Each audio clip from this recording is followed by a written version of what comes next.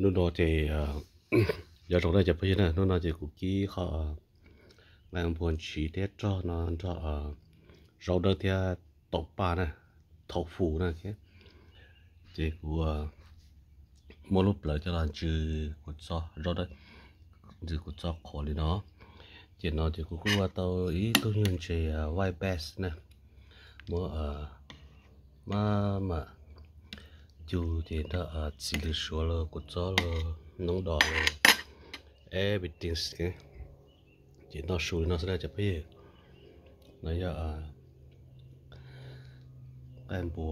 ngày mùa kỹ nó rau đỡ thì tộc ba này cái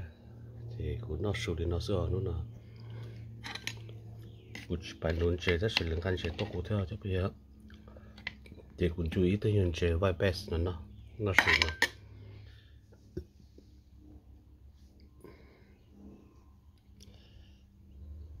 đấy